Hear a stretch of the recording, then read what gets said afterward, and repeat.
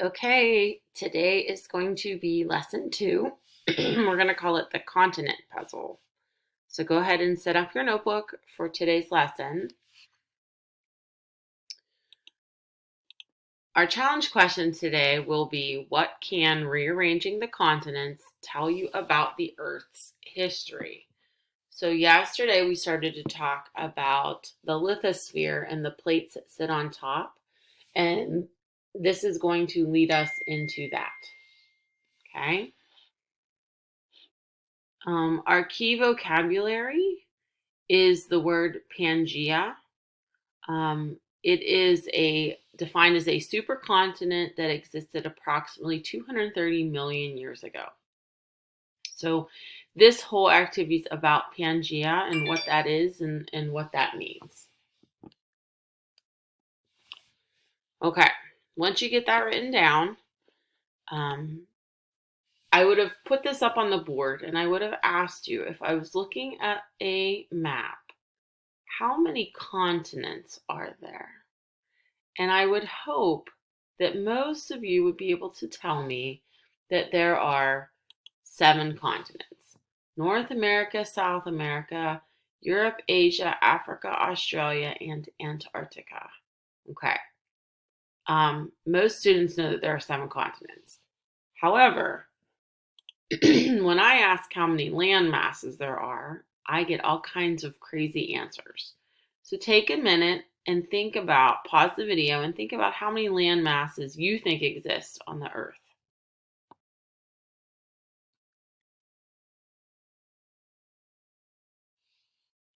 Well, it turns out that there are 7 continents, but only 6 land masses. Okay, so how is that possible? Let's take a look. Europe and Asia are considered one landmass. So if you look right here, Europe and Asia are together. So you have 1, 2, 3, 4, 5, 6 major landmasses. Okay. For a long time, this was actually called Eurasia, and we have drawn that line for political reasons. But so we have 7 continents, but there's really only 6 land masses, and that's important for what we're going to do today. I also want you to take a look in that first map I showed you. Do we know what country this is, the darkened country? I'm hoping that you are recognizing that that country is India. And India becomes important in how we are going to show that Pangea continent. Okay? I also want to take a minute and talk about Antarctica.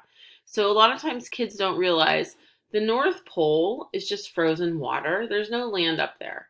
Antarctica in the South Pole is actually a continent. It's land. It's just covered in snow and ice. And actually, with global warming, parts of it are becoming unmelted.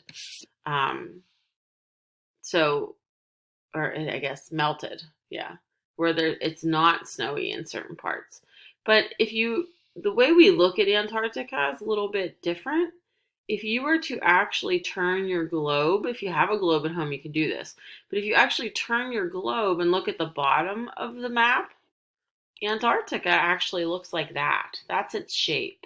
And so you can see the bottom here of South America. Antarctica is kind of shaped the same as Australia. It's very similar.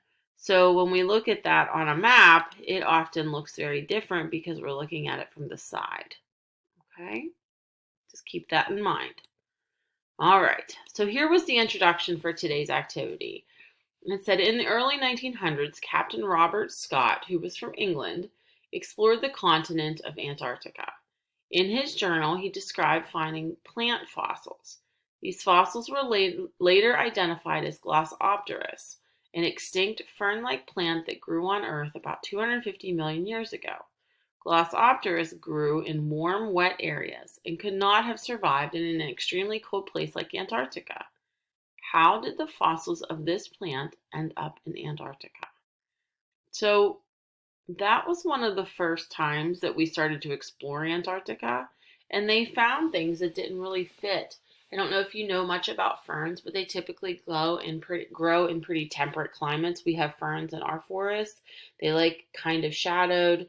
They like moist, right? So you need water, it can't be cold. So in Antarctica, we have tons of water, but it's frozen, so the plants can't use it, which is why you don't find plants in Antarctica. So that was weird, and they couldn't make sense of why you would have the fossil of that fern plant in Antarctica. So that kind of got the ball rolling um, to try and figure out what the heck was going on. Okay, some of the other fossils that they were able to find that we are going to look at today. Here's Glossopteris, okay? We're also going to talk about Mesosaurus, an extinct freshwater reptile. He was about 2 feet long. We're going to talk about Signicanthus. He was a land reptile about the size of a wolf, same size. We're going to talk about Lystrosaurus, who was an extinct land reptile about 1 meter stick long or 3 feet.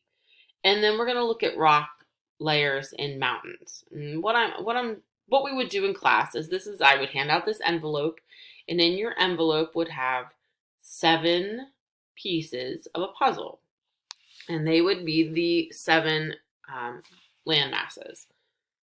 And I would ask you to arrange the puzzle pieces so that they looked like the continents on Earth today. And if you did that with your group, you would come up with something like this. So I have my North America, South America, here's Antarctica, Africa, Australia, Europe and Asia, and then India has its own piece. And we'll talk about why that is. So the next part of the problem or procedure would have been for you to take these continents and put them all together into one piece. And you were to use all of the evidence shown that we just talked about, all those pictures, plus the shape of those continents. And so most of you would have immediately recognized that Africa kind of fits right into this shape. And obviously, guys, I had to try and cut and paste this with my computer. So you're going to get these gaps, but in class you would not have, okay?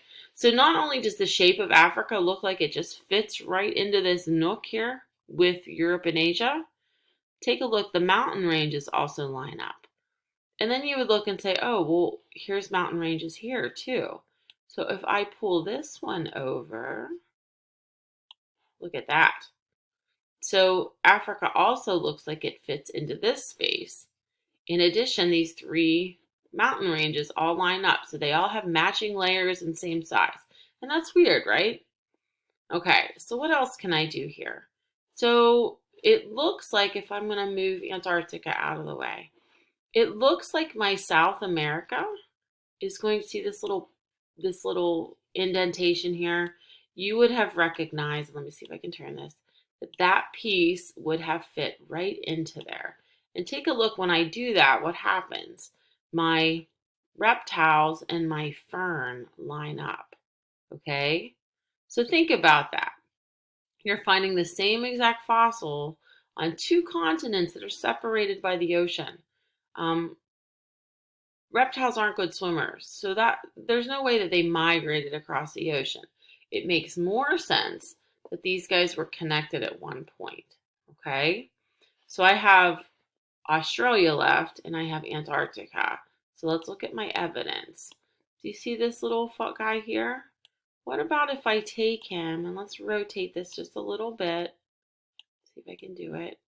And I'm going to put him in right about here. And obviously this is one of those things that works better in the classroom. But if I turn Antarctica a little bit and line him up, my fossil evidence lines up. And then I have this Glossopteris in Antarctica that we talked about. Look where else it is. If I turn Australia and bring it over here, okay, and I can keep turning it like this, look at that. And doesn't it line up? Now here's India up here all by itself. Does this make sense? It does not. So what I'm going to do is I'm going to turn India, and this is usually the piece everyone gets wrong. India actually, and I wish I could get it to come on top. India actually fits into this little space. So you can see this fossil matches the fossils found in Antarctica as well as the fossils found in Africa. This right here, you guys, this is Pangaea. Okay? This is when all of the continents we believe were all put together and they looked like this. Okay, and then so here is the keys. You can see what we were looking at again, the fossils. It makes more sense that these mountain ranges formed at the same time and then the continents broke apart. It makes more sense that these animals lived in the same area and this plant than it does make sense that those animals swam across the ocean. So our evidence is that these continents were one time together. And we now know, and we're going to prove to you in the next lesson or two, that those continents are moving. And we'll talk about why that is. But this activity was designed so that you could kind of play with those puzzle pieces and see how the scientists back in the early 1900s tried to piece some of that evidence together so that it made sense to them. Okay? So I'm even going to say we're going to add that, you know, so normally in your book I would give you a printout of this so you could print it in. I will try and attach a copy for you so that you can print one out if you have access to a printer and you wanted to put it in your notebook. If you wanted to try and do a little sketch, you're more than welcome to do that too. But you can Google Pangaea and get all kinds of pictures. You can study Pangaea. There's all kinds of things that you can do. I'm going to actually attach a link to a YouTube video about Pangaea so you can look at it a little bit more closely. Okay, so the other thing I want you to do for today is to answer some analysis questions in your notebook. I retyped the questions because we had to skip some stuff, and so use the document that I've attached here with those questions on it. I've taken some questions from the book and changed them just a little bit to make them fit what we just did. Okay? So if you have any questions, make sure you send me an email. And I look forward to going over the answers with you tomorrow. Okay, guys. Thanks a lot. Have a great day.